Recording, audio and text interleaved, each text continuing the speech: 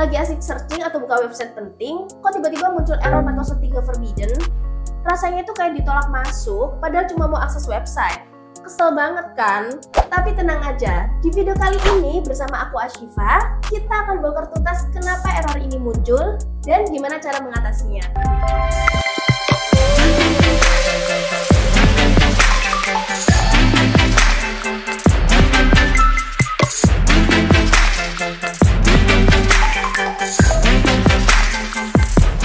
Error 403 forbidden adalah kode status HTTP yang menunjukkan bahwa server web memahami permintaan yang dikirim oleh klien atau browser kalian, tetapi menolak untuk memberikan akses ke sumber daya yang diminta. Singkatnya, berarti kalian tidak memiliki izin untuk mengakses halaman atau file yang kalian kunjungi.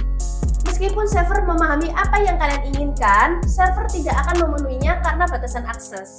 Ini berbeda dengan error 401 unauthorized, di mana server memerlukan autentikasi, misalnya login dengan username dan password untuk memberikan akses. Pada 403 forbidden, meskipun kalian sudah terautentikasi, kalian tetap tidak memiliki izin yang diperlukan. Nah, ini ada beberapa alasan mengapa error 403 forbidden dapat terjadi baik dari sisi server maupun klien. Pertama, izin file atau folder yang salah. Ini adalah salah satu penyebab paling umum. Setiap file dan folder di server web memiliki izin atau permission yang menentukan siapa yang dapat membaca, menulis, atau mengeksekusinya. Jika izin diatur terlalu ketat, misalnya hanya pemilik file yang dapat membacanya, server akan menolak akses untuk pengunjung lain. Misalnya, jika kalian mencoba mengakses direktori tanpa file index.html atau index.php dan listing direktori dinonaktifkan di server, maka kalian akan mendapatkan error 403. Ini sering terjadi pada website yang di-hosting, di mana administrator server secara tidak sengaja mengubah izin file atau folder. Kedua, masalah pada file.xt access. File.xt access adalah file konfigurasi yang digunakan oleh server web Apache, yaitu salah satu jenis server web paling umum untuk mengontrol berbagai aspek situs web termasuk pembatasan akses. Kesalahan konfigurasi, sintaks yang salah, atau bahkan file.xt access yang rusak, misalnya karena infeksi malware atau perubahan yang tidak disengaja, dapat menyebabkan server menolak akses ke halaman atau direktori tertentu. Beberapa aturan dalam .xt access dapat secara eksplisit memblokir alamat IP tertentu, user agent, atau bahkan seluruh direktori. Ketiga, tidak ada halaman indeks.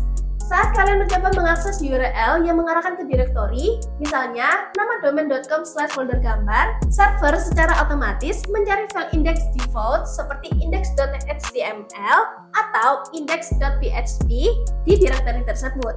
Jika file index tidak ditemukan dan konfigurasi server tidak mengizinkan directory listing atau menampilkan daftar file dalam direktori, maka server akan menampilkan error 403. Keempat, konflik plugin. Pada platform seperti WordPress, plugin yang tidak kompatibel atau salah konfigurasi, terutama plugin keamanan, dapat menyebabkan error 403 dengan memblokir akses yang seharusnya. Kelima, pengaturan IP address yang salah. Jika domain kalian mengarahkan ke IP address yang salah atau sudah usang, atau jika server memiliki batasan IP yang memblokir IP kalian bisa mendapatkan error 403. Keenam, cache and cookie kadaluarsa. Terkadang, browser kalian menyimpan data lama cache and cookie yang mencoba mengakses versi halaman yang sudah tidak ada atau yang sekarang dibatasi. Ini bisa menyebabkan error 403. Ketujuh, pembatasan server atau firewall. Administrator server dapat sengaja membatasi akses ke area tertentu dari situs web. Firewall atau perangkat lunak keamanan di server juga dapat memblokir akses jika mendeteksi aktivitas yang mencurigakan atau jika IP kalian masuk daftar hitam. Yang kedelapan, hotlink protection. Beberapa situs web menggunakan hotlink protection untuk mencegah situs lain menautkan langsung ke gambar atau file mereka. Jika kalian mencoba mengakses gambar atau file tersebut dari situs lain yang tidak diizinkan, kalian mungkin mendapatkan error 403. Pesan error 403 forbidden punya penampilan yang bervariasi. Misalnya, 403 forbidden, HTTP 403 forbidden, atau access denied, you don't have permission to access the server. Tapi intinya sama aja ya, kalian tidak diizinkan untuk melihat konten tersebut. Nah, perbedaannya error 403 dengan error lainnya, khususnya 401 dan 404, yaitu kalau 401 unauthorized, server memerlukan autentikasi untuk memberikan akses. Jika kalian memberikan kredensial yang benar, akses akan diberikan. Kalau 403 forbidden, server memahami permintaan tetapi menolak akses meskipun kalian telah terautentikasi. Ini murni masalah izin atau aturan akses. Dan kalau 404 not found, sumber daya yang kalian minta tidak ditemukan dalam file atau halaman tersebut. Sekarang kita lanjut ke pembahasan inti, yaitu cara mengatasi error 403 forbidden bagi pengguna dan pemilik situs web. Kita bahas untuk pengguna atau pengunjung website terlebih dahulu. Pertama, refresh halaman. Terkadang ini hanya kesalahan sementara, jadi coba deh kalian refresh halaman kalian. Yang kedua, periksa kembali URL. Pastikan kalian mengetikkan alamat URL dengan benar. Kesalahan ketik bisa mengarahkan kalian ke halaman yang tidak ada atau tidak diizinkan. Yang ketiga, bersihkan cache and cookie browser. Data yang disimpan di browser kalian bisa menyebabkan masalah. Jadi coba deh kalian bersihin cache and cookie browser kalian. Keempat, coba lagi nanti. Jika situs sedang dalam maintenance atau ada masalah server sementara, kalian coba lagi setelah beberapa waktu. Kelima, hubungi pemilik website.